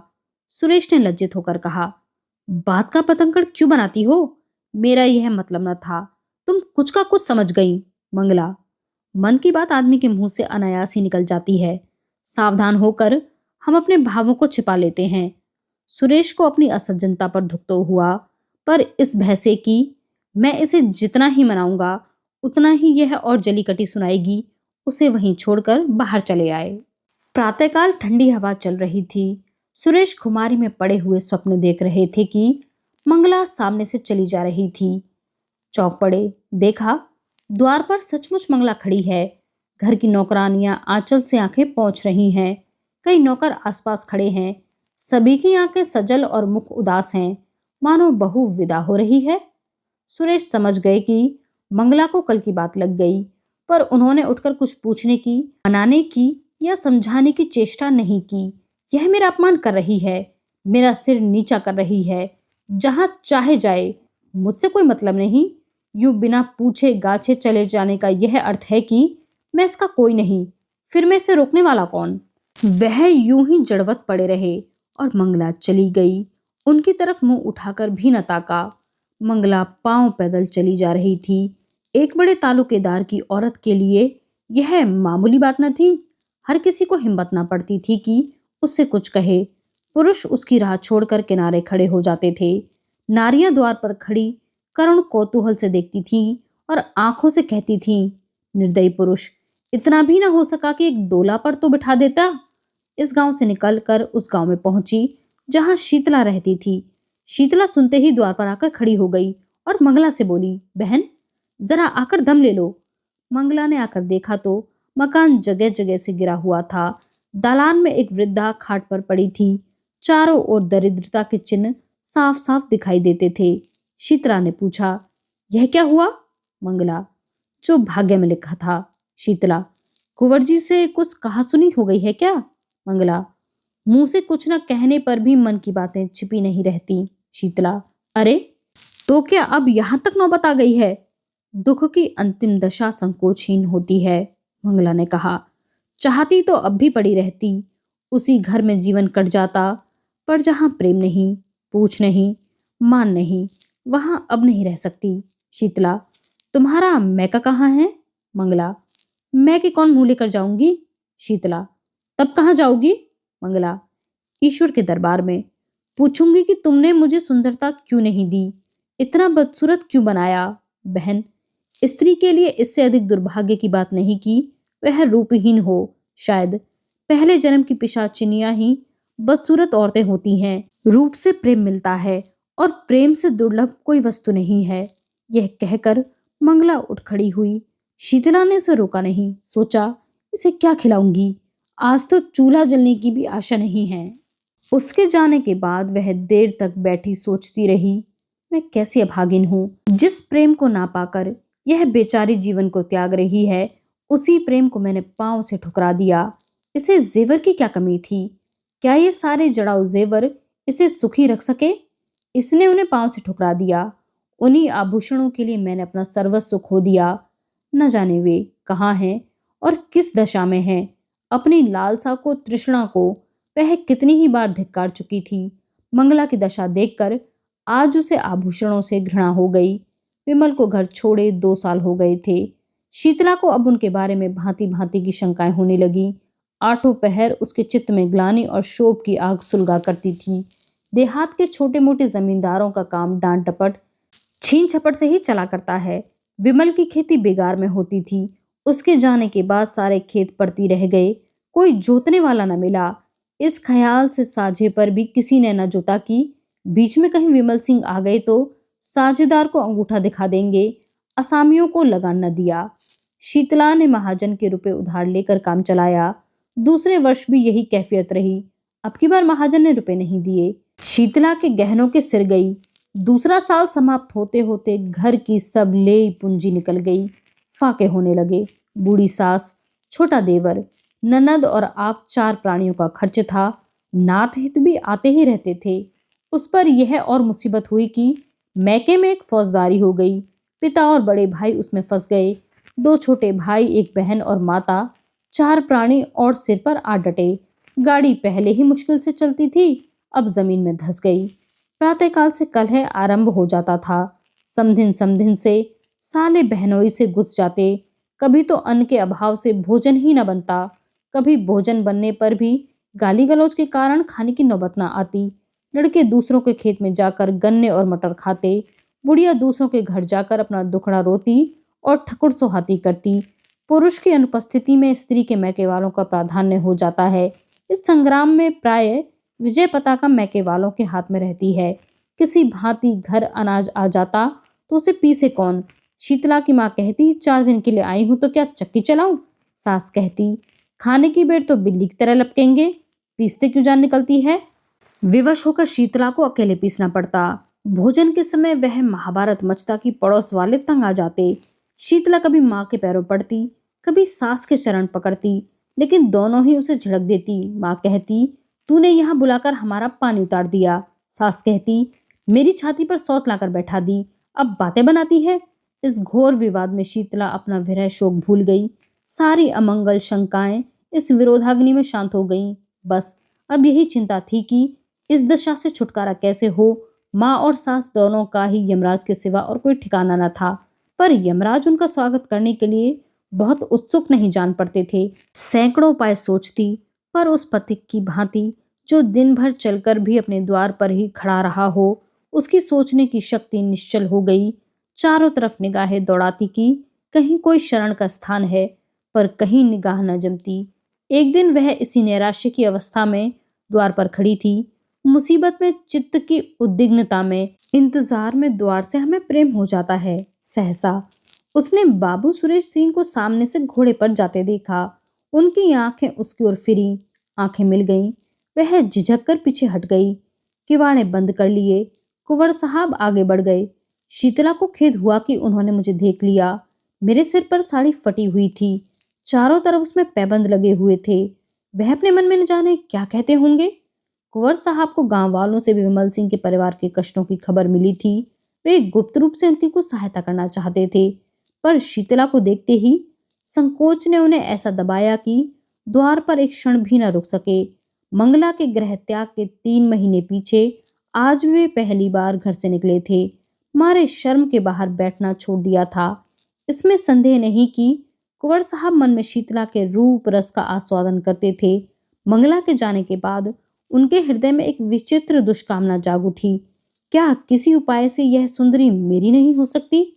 विमल का मुद्दत से पता नहीं। बहुत संभव है कि वह अब संसार में ना हो, किंतु वे इस दुष्कल्पना को विचार से दबाते रहते थे। शीतला की विपत्ति की कथा सुनकर भी वे उसकी सहायता करते हुए डरते थे। कौन जाने वासना यही वेश धरकर मेरे विचार और विवेक पर कुठाराघात करना चाहती हो। अंत को लालसा की कपट लीला उन्हें भुलावा दे ही गई। वे शीतला के घर उसका हालचाल पूछने गए। मन में तर्क किया, यह कितना घोर अन्याय है कि एक अबला ऐसे संकट में हो और मैं उसकी बात भी न पूछूं। पर वहां से लौटे तो बुद्धि और विवेक की रस्सियां टूट गई थीं और नौका मोह वासना के अपार सागर में डुबकियां खा रही थी। यह मनोहर छवि, यह अनुपम सौंदर्य एक क्षण में उन्मत्तों की भांति बकने लगे। यह प्राण और यह शरीर तेरी भेंट करता हूं। संसार हंसेगा तो हंसे, महापाप है तो हो, कोई चिंता नहीं। इस स्वर्गिक आनंद से मैं अपने को और वंचित नहीं कर सकता। वह मुझसे भाग नहीं सकती। इस हृदय को छाती से निकालकर उसके पैरों पर रख दूंगा। विमल मर गया, नहीं मरा तो अब मरेगा। पाप क्या है पता नहीं। कमल कितना कोमल, कितना प्रफुल्ल, कितना ललित है। क्या उसके अधरों? अकस्मात वे ठिठक गए, जैसे कोई भूली हुई बात याद आ जाए। मनुष्य में बुद्धि के अंतर्गत एक अज्ञात बुद्धि होती है। जैसे रण क्षेत्र में हिम्मत हार कर भागने वाले सैनिकों को किसी गुप्त स्थान से आने वाली कुमक संभाल लेती है, वैसे ही अज्ञात बुद्धि ने सुरेश को सचेत किया। वे संभल गए। ग्लानि से उनकी आंखें भर आईं। सुरेश कई मिनट तक किसी दंडित कैदी की भांति शुब्ध खड़े सोचते रहे। फिर विजय ध्वनि से कह उठे, कितना सरल है। इस विकार के हाथी को सिंग से नहीं, चींटी से मारूंगा। शीतला को एक बार बहन कह देने से यह सब विकार शांत हो जाएगा। शीतला, बहन, मैं तेरा भाई हूं। उसी क्षण उन्होंने शीतला को पत्र लिखा। बहन, तुमने इतने कष्ट झेले पर मुझे खबर तक न दी। मैं कोई गैर न था, मुझे इसका दुख है। खैर, अब ईश्वर ने चाहा तो तुम्हें कष्ट ना होगा।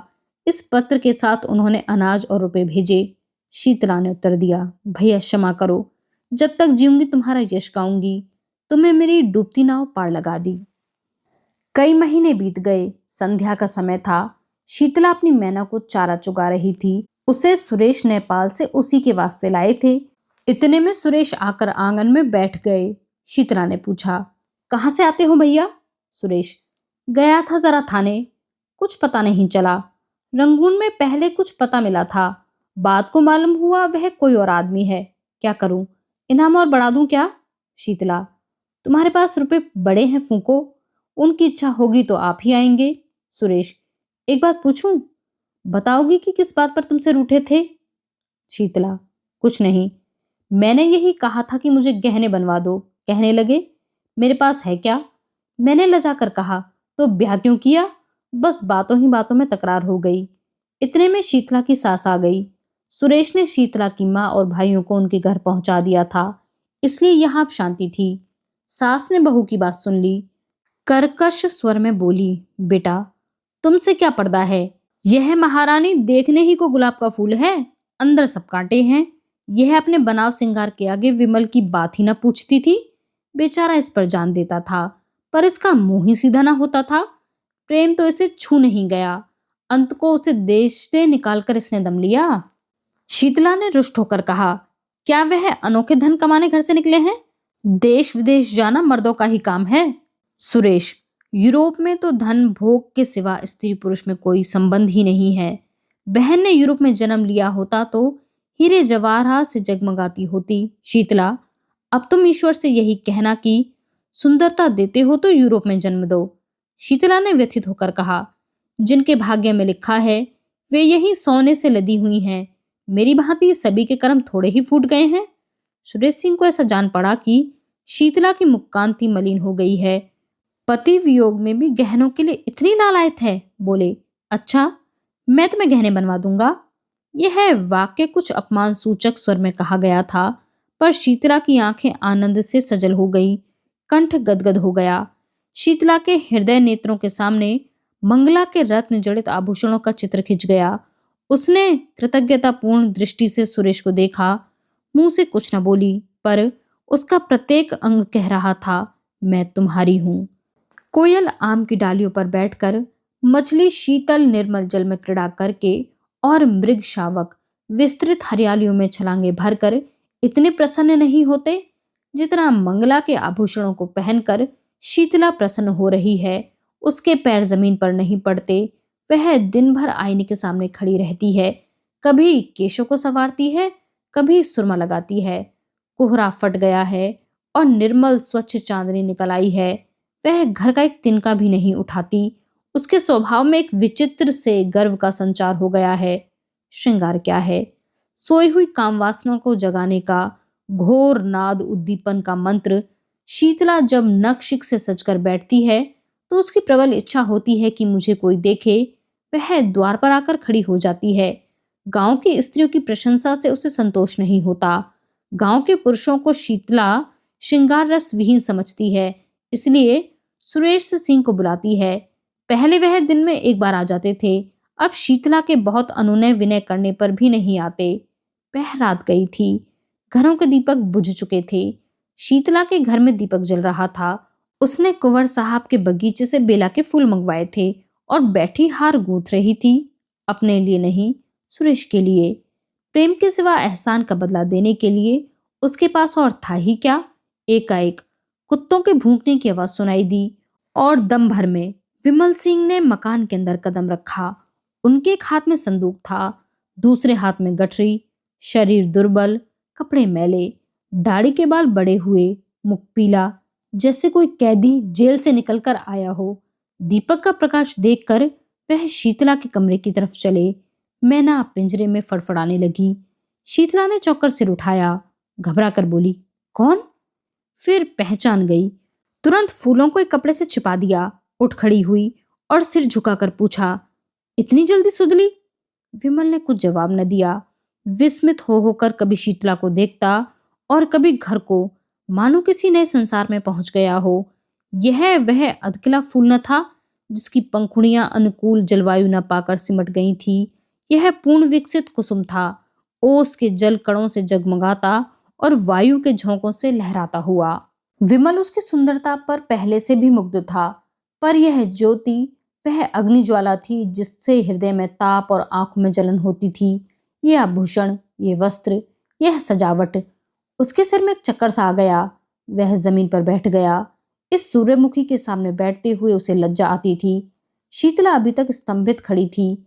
वह पानी लाने नहीं दौड़ी, उसने पति के चरण नहीं धोए, उसको पंखा नहीं झला, हतबुद्धि सी खड़ी हो गई थी। उसने कल्पनाओं की कैसी सुरम्य वाटिका लगाई थी, उस पर तुषार पड़ गया। वास्तव में इस मलिन बदन अर्धनग्न पुरुष से उसे घृणा हो रही थी। यह घर का जमींदार विमल न था, वह मजदूर हो गया था। मोटा काम मुखाकृति पर असर डाले बिना नहीं रहता।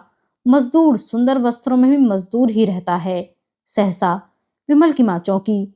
शीतला के कमरे में आई तो विमल को देखते ही मातृ स्नेह से विवल होकर उसे छाती से लगा लिया। विमल ने उसके चरणों पर सिर रखा। उसकी आंखों से आंसुओं की गरम गरम बूंदें निकल रही थीं। मां पुलकित हो रही थी, मुख से बात ना निकलती थी। एक क्षण में विमल ने कहा, अम्मा। कंठ ध्वनि ने उसका आशय प्रकट कर दिया। मां ने प्रश्न समझकर कहा, नहीं बेटा, यह बात नहीं है। विमल, यह देखता क्या हूं? मां, स्वभाव ही ऐसा है तो कोई क्या करे। विमल, सुरेश ने मेरा हुलिया क्यों लिखाया था? मां, तुम्हारी खोज लेने के लिए। उन्होंने दया न की होती तो आज घर में किसी को जीवित न पाते। विमल, बहुत अच्छा होता। शीतला ने ताने से कहा, अपनी ओर से तुमने सबको मार ही डाला था, फूलों की सेज नहीं बिछा गए थे। विमल, अब तो फूलों की सेज ही बिछी देखता हूं।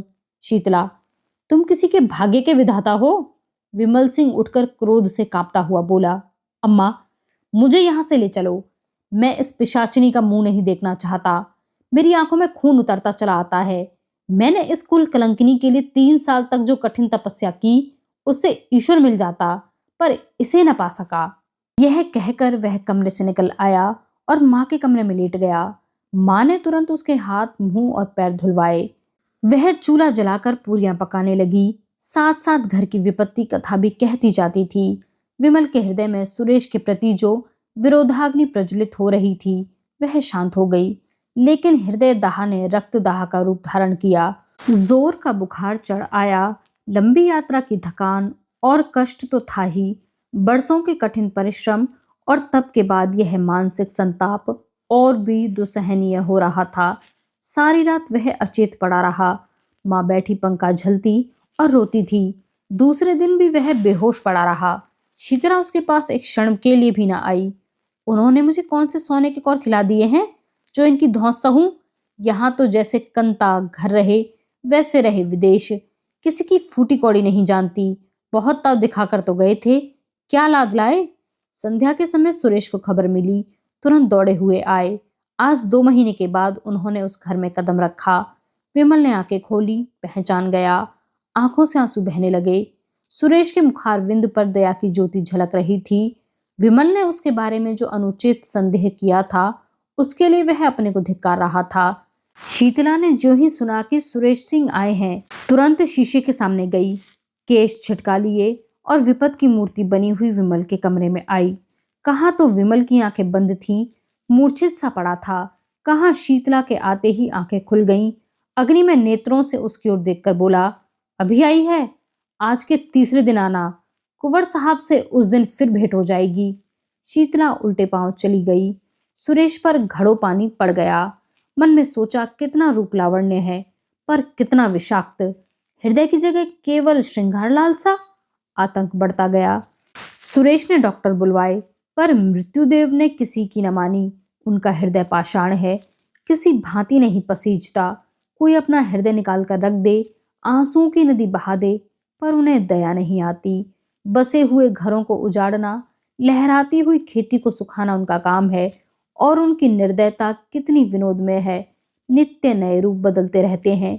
कभी दामिनी बन जाते हैं तो कभी पुण्यमाला, कभी सिंह बन जाते हैं तो कभी सियार, कभी अग्नि के रूप में दिखाई देते हैं तो कभी जल के रूप में। तीसरे दिन पिछली रात को विमल की मानसिक पीड़ा और हृदय ताप का अंत हो गया। चोर दिन को कभी चोरी नहीं करता। यम के दूत प्रायः रात ही को सबकी नजर बचाकर आते हैं और प्राण रत्न को चुरा ले जाते हैं। आकाश के फूल मुरझाए हुए हैं। वृक्ष समूह स्थिर थे, पर शोक में मग्न, सिर झुकाए हुए।